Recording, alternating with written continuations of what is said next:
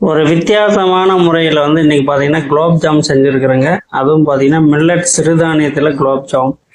அதாவது என்னென்னா இதில் வந்து பார்த்தீங்கன்னா சாமை, திணை, வரகு, குதிரைவாளி, மாப்பிள்ளை சம்பா அந்த மாதிரி சிறுதானியங்களெல்லாம் மிக்ஸ் பண்ணி அது பார்த்தீங்கன்னா நல்லா வறுத்து அரைச்சி அதில் கொஞ்சம் ராகி மிக்ஸ் பண்ணி இன்றைக்கி பார்த்தீங்கன்னா ஒரு குலோப் ஜாம் செய்ய போகிறேங்க. வேறு லெவலில் டேஸ்ட்டாக இருக்கும். வாங்க வீடியோக்குள்ளே பார்க்கலாம். இந்த மாதிரி மாவெல்லாம் அரைச்சி சுடுதண்ணியில் வந்து என்ன பண்ணிங்கன்னா கெட்டியாக பிசைஞ்சு இது மாதிரி குட்டி குட்டியாக கோலி உருண்டை மாதிரி உருட்டிக்கணும். ஓகேங்களா? நல்லா சின்னதாக உருட்டணும், ரொம்ப பெருசாக உருட்டினீங்கன்னா வேகாது. அது என்ன பண்ணணும், ஒரு இட்லி பாத்திரத்தில் வச்சு துணி வச்சு தண்ணி ஊற்றி ஆவியில் குக் பண்ணணும், ஆவியில் வேகடிக்கணும். ஓகேங்களா? இப்போ அந்த ப்ராசஸ் தான் போயிட்டுருக்குது. ஆவியில் போட்டு நல்லா வேகடிக்கிறோம். நல்லா வேகுதுங்களா? நல்லா ஒரு 10 மினிட்ஸ் விட்டிங்கனாவே நல்லா வெந்துடும். இது இப்போ தான் போட்டுருங்க. போட்டுட்டு ஒரு 10 நிமிஷம் நல்லா குக் பண்ணலாம். 10 நிமிஷம் கழிச்சு ஓப்பன் பண்ணால் எந்த அளவுக்கு வெந்திருக்குன்னு நீங்களே பாருங்கள். இதை வந்து அதுக்கு முன்னாடி நாம் என்ன பண்ணணும், வெல்லம் வந்து கரைச்சி வச்சுக்கணும், ஜீரா அதுவும் ரெடியாக வச்சுக்கணும். அதாவது பனை வெல்லம் தான் நான் யூஸ் பண்ணியிருக்கிறேங்க. வேறு லெவல் டேஸ்ட்டு. நீங்கள் வந்து நாட்டு சர்க்கரை இல்லை சர்க்கரை சுகரு அந்த மாதிரி கூட நீங்கள் எடுத்துக்கலாம். ஓகேங்களா? வேணுமா, உங்களுக்கு வேணும்னா என்ன எதுனாலும் யூஸ் பண்ணிக்கலாம். நாங்கள் வெல்லம் யூஸ் பண்ணியிருக்கிறேங்க. வெல்லம் நல்லா இருக்கும், வேறு லெவலில் இருக்கும். இப்போ வந்து 10 மினிட்ஸ் ஆச்சு. ஓப்பன் பண்ணால் எவ்வளோ அழகாக வெந்திருக்கு பாருங்கள். சும்மா கமன்னு ஆவி எப்படி கிளம்புது. ஒரு ஸ்பூன் வச்சு குத்தி பார்த்தீங்கன்னா தெரியும் வெந்திருக்கா இல்லையான்னு. குத்தி பார்த்துட்டு வெந்துருந்துச்சுன்னா அப்படியே எடுத்து ஜீரோவில் போட்டுடலாம்.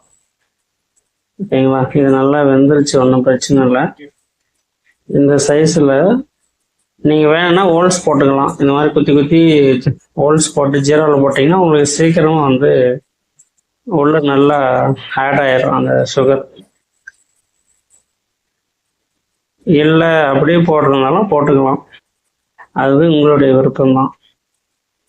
நாங்கள் வந்து ஹோல்ஸ் எல்லாம் போடல, அப்படியே ஆஃப் பண்ணியாச்சு.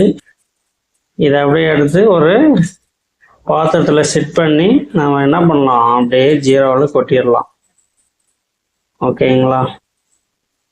இதை அப்படியே எடுத்து ஒரு பாத்திரத்தில் கொட்டிட்டு அப்படியே ஜீரோவில் போட்டுட்டிங்கன்னா நமக்கு வந்து என்னது, மில்லட் சிறுதானிய குலோப் ஜாம். பயங்கர சுவையாக இருக்குங்க. நீங்கள் செஞ்சீங்கன்னா கிட்டத்தட்ட 3 days 4 days வச்சு யூஸ் பண்ணிக்கலாம். நல்லா இருக்கும். ஏன்னா வெள்ளத்தில் தானே இருக்கு, கெடாமல் இருக்கும். இந்த குழந்தைங்களுக்கெல்லாம் கொடுத்தீங்கன்னா நல்லா சாப்பிடுவாங்க. கடையில் போய் கண்ட கருமந்தெல்லாம் வாங்கி சாப்பிடுவாங்க. புழு பூச்சி அது இதுன்னு கிடக்குது. ஸோ இயற்கையான முறையில் உங்களுக்கு வந்து நல்ல ஒரு ஹெல்த்தி ஸ்நாக்ஸ் மில்லட் சிறுதானியம் குலோப் ஜாம். ஓகேங்களா? இதெல்லாம் ஒரு தட்டில் செட் பண்ணியாச்சு. இப்போ இந்த தட்டில் இருக்கிறத எடுத்து அப்படியே என்ன பண்ணுறாங்க, கொதிக்கிற ஜீராவில் கொட்டிடுறேங்க.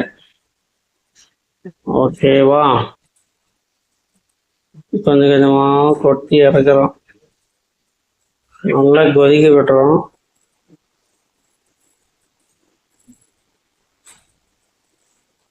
கொதிச்சதுக்கு அப்புறம் நல்லா ஒரு 10 நிமிஷம் 1/4 மணி நேரம் நல்லா கொதிக்கிட்டு ஜீரா. அப்போதான் நல்லா ஆட் ஆகும்.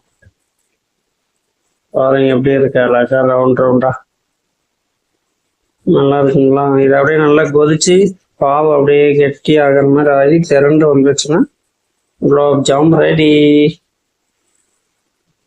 எல்லாருக்கும் வாய் ஊறுன்னு நினைக்கிறேன்.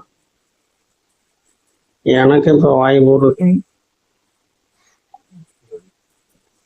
நல்லா கொதிக்க விட்டுருக்கணும்.